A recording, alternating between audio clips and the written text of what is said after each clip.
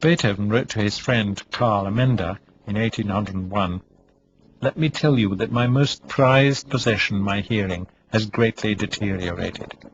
When you were still with me, I already felt the symptoms, but I said nothing about them. Now they have become very much worse." He asked Amenda to keep the matter secret, but it soon became obvious to everyone. In 1802, Beethoven stayed in this house in Heiligenstadt, a suburb to the north of Vienna. There was then an unbroken view from the house across the fields to the Danube.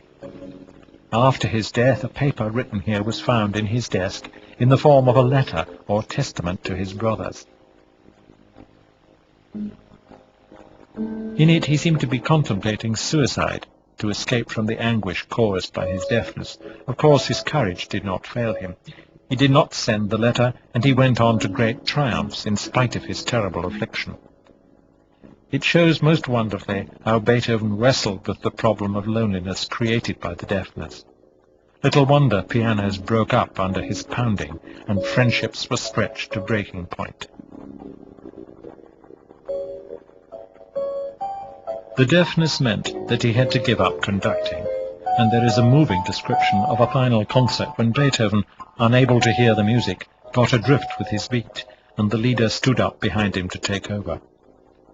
When Beethoven realized what was happening, he stopped with a smile of acceptance that moved his audience to tears.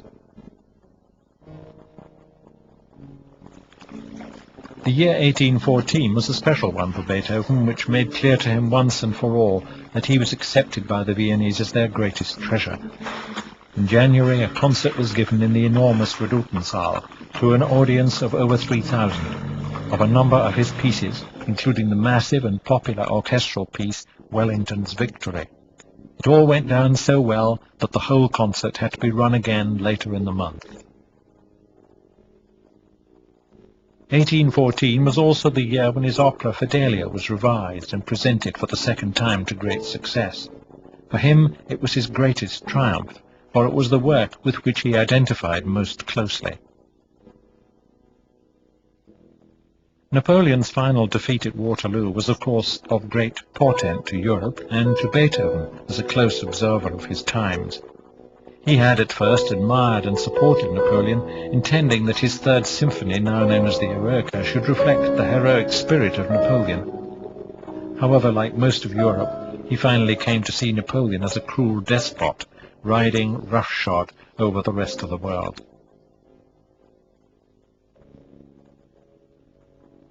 Beethoven's final illness began here in his apartment in the Schwarzpanier house in December 1826, when he had pneumonia, followed by a worsening of his liver condition and dropsy. March 26, 1827, after much suffering and great efforts by his doctors to save him, he died.